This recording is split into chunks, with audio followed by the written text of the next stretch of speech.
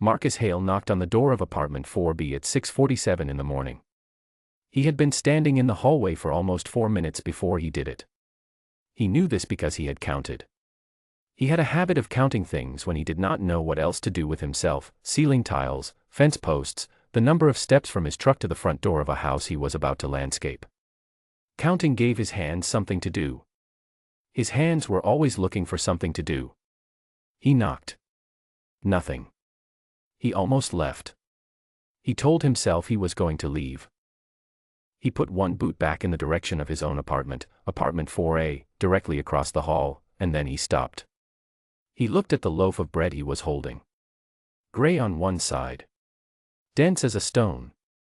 It had the weight and personality of something that had given up on itself, which was not what he needed at a neighborhood potluck in 3 hours. He knocked again. The door opened. The woman who opened it was named Saran. He knew this because her name was on the little paper slot next to the door buzzer downstairs, the same as his name was on his. He had never actually used her name out loud before. They had exchanged 2 nods in the elevator and 1 sentence in the parking lot about whose recycling bin was whose, and that had been the sum of their relationship for the 11 months he had lived across the hall from her. She looked at him. She did not look surprised. She looked the way people look when they already knew something was coming and had decided to let it arrive. He held up the loaf. "Can you bake bread?" he said. That was the whole sentence. No good morning. No sorry to bother you. Just the question, standing there in the hallway in his work boots with flour on his left sleeve from midnight, when he had started this project that had clearly gotten away from him. Saran looked at the bread. Then at him. Then at the bread again. She opened the door wider. "Come in," she said. Her apartment smelled like wet clay and cardamom. He stepped inside and immediately bumped a shelf near the entrance with his right shoulder. 3 ceramic bowls rocked on the shelf. They rocked and settled without falling. He stood very still until they were done moving. She had already walked toward the kitchen and did not look back at the shelf. He noted this. There were bowls everywhere. On shelves, on the windowsill, on a small table near the balcony door that seemed to exist only for bowls. They were all different sizes and different shades: deep green, pale sand, a brown that was almost orange in the morning light. Some had small cracks in the glaze that he could tell were on purpose. He did not know enough about ceramics to know why someone would put a crack there on purpose, but he could tell the difference between something broken and something made to look that way. These were made. She was already at the counter when he reached the kitchen. She looked at the loaf he set down. She picked it up. She pressed one thumb into the side of it. "What did you do to it?" she said. It was not really a question. "I followed the recipe," he said. "Which recipe?" "The one on the flour bag." She set the loaf down with the very specific kind of care someone uses when they are choosing not to say something. "Okay," she said. "We start again." He did not say that he didn't have time to start again. He did not say that he had been up since 11 the night before. He said, "All right." She moved through her kitchen the way he moved through a yard he knew well, without looking, without stopping, without asking the space to rearrange itself for her. She pulled flour from a low cabinet. Salt from a shelf above the stove. Yeast from the refrigerator door in a small glass jar that had a handwritten label on it. She set a large ceramic bowl on the counter. One of her own. She measured the flour with a scale, not a cup. She explained this without him asking. "Cups are not accurate," she said. "Flour settles differently every time. You need weight." He watched her hands. She had the kind of hands that had done the same things many times, hands that remembered motion so the brain could be somewhere else. He recognized this. His own hands were like that with certain tools. She showed him how to activate the yeast. Warm water, not hot. He tested the temperature on his wrist the way she showed him. She talked while she worked, not at him exactly, more beside him, like someone narrating something for their own benefit who happened to have company. Then she stepped back. "Now you," she said. He stepped up to the bowl. He started mixing. "You're gripping too hard," she said. He looked at his hands. He was pressing into the dough with a force that was suited more for something that needed to be broken than something that needed to be brought together. Fold it, she said. Not fight it. He adjusted his hands. The dough changed under his palms immediately, it softened, it became something that pushed back against him in a way that felt cooperative rather than resistant. He did not say anything about this. But he stood there for a second longer than necessary, hands in flour up to the knuckles, noticing. They worked like that for 20 minutes. She corrected him 3 times. Once about pressure. Once about direction. Once about salt, which he had added by eye and had overestimated by what she called a confident amount. He did not argue with any of it. He was not a man who argued in kitchens. He argued with invoice software and with the city permits office and occasionally with himself on long drives home, but not in kitchens. In kitchens he was quiet in the way people are quiet when they are paying attention to something they have decided matters. When the dough was done, she covered the bowl with a clean dish towel. Now we wait, she said. 90 minutes. I can come back, he said.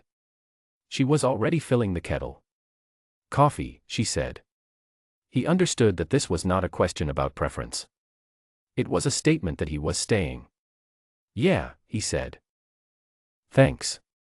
She made the coffee strong, the way it comes when someone has grown up with it made that way and doesn't think twice about it. She poured it into 2 of her own cups, a deep green one for him, a pale gray one for her. She did not ask if he took anything in it. He didn't. He held the cup with both hands and stood near the small table by the balcony door and looked at the bowls stacked there. You made all of these, he said. Yes. How long does one take? She thought about this seriously, the way he thought about questions that actually had complicated answers. The making, she said, is maybe 2 hours. The waiting is 3 days minimum. Firing is another day. Then you find out if it survived. And if it didn't. You start again, she said. Like this was not a difficult answer.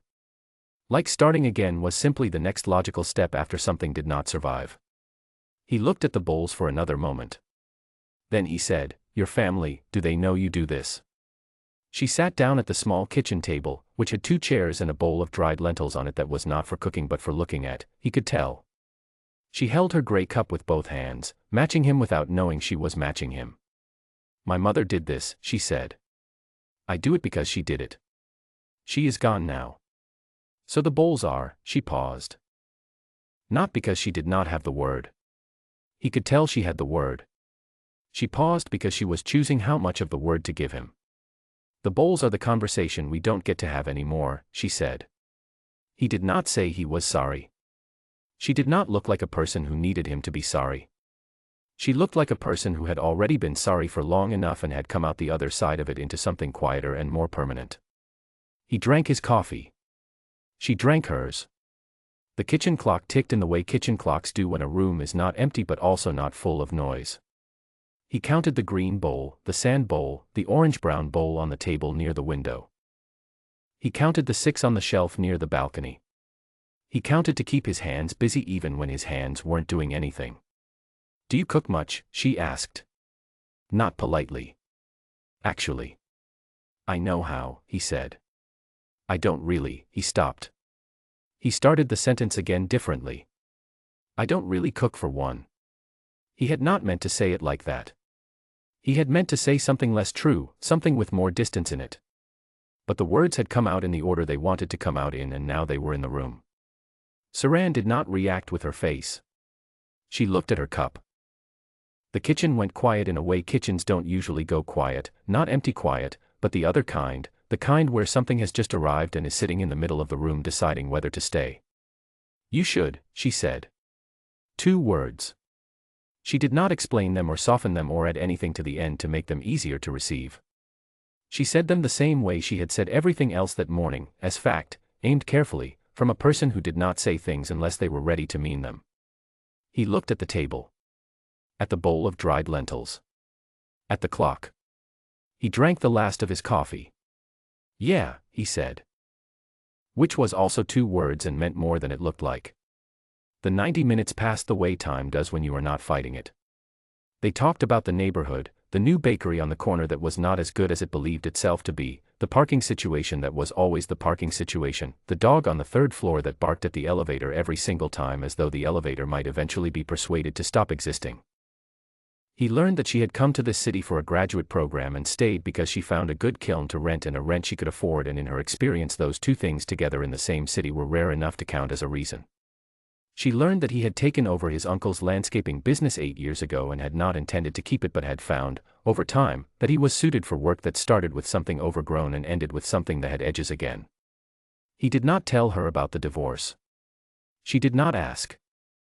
Some information arranges itself naturally into a conversation, and some information sits quietly in the corner of the room where it does not need to be introduced. When the timer went off, she crossed to the oven without hurrying. He came to stand beside her at the counter. She uncovered the dough. It had risen, not dramatically, just honestly, the way something does when it has been given the right conditions and enough time. Now the shaping, she said. He was better at this part. His hands had found their way into it by now, the fold-not fight understanding settling into his palms. She watched him shape the loaf and only corrected him once, about the seam. They put it in the oven. They waited again. This waiting was shorter. He stood near the oven and watched through the glass the way he watched things he was invested in, with the particular stillness of a man who had learned that watching was sometimes the only useful thing left to do. The bread came out at 9:14 in the morning. It was not perfect. One side was more done than the other. It was slightly lopsided in a way that would have bothered him an hour ago and bothered him less now. It was also correct in every way that seemed to count. It had a crust that made a sound when she knocked on the bottom of it, a hollow knock, like a question being answered. Good, she said. He knew enough by now to understand that this was not a small word from her. She handed him a knife. He cut the first slice too thick on one end.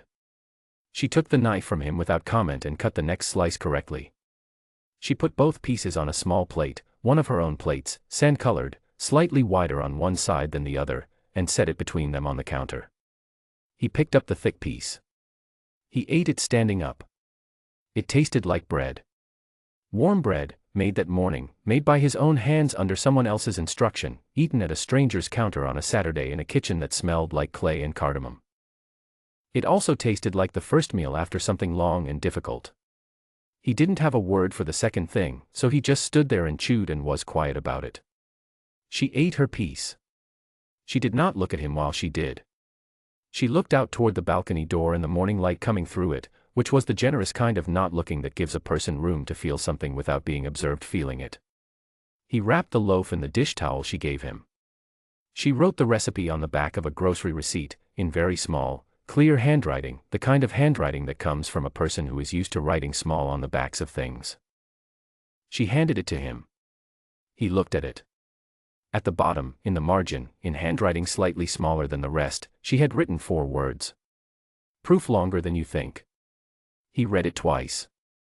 He folded the receipt and put it in his shirt pocket. Against his chest. Thank you, he said. He said it again, thank you. Which was one more time than he usually said most things. She nodded. Bring the dish towel back, she said. When you're done with it. He understood this also was not only about the dish towel. I will, he said. He went back to apartment 4A. He put the bread on his kitchen counter and stood there for a minute looking at it, his kitchen, which was clean because no one cooked in it very often and clean kitchens are easy to maintain. He took the recipe out of his shirt pocket. He unfolded it and read it again, all the way through this time, not just the instructions but the small handwriting at the bottom. Proof longer than you think. He folded it and put it on the counter next to the bread. He went to the potluck. He put the bread on the table with the other food. A woman he did not know tried a piece and said it was wonderful and asked if he had made it. He said yes, which was true, and he did not add any of the rest of it. That night he came home and he stood in his kitchen for a long while. Then he opened the refrigerator. He had things in it, not much, but things. He took out 3 of them. He found a pan. He found the salt. He cooked dinner. Not for anyone. Just for one. He set a plate. Not a bowl from the cabinet that he sometimes ate over the sink from when he couldn't be bothered. A plate. He set it on the table. He sat down. He put the food on it. He ate slowly, with the window letting in the last of the evening light. He didn't know what any of this meant yet. He didn't have a word for the thing he had been doing wrong or the thing he was doing differently now. He was not a man who needed to name things before he could act on them. He just sat there and ate his dinner and thought about the dish towel he owed a neighbor. He figured on returning it soon. He figured on a lot of things.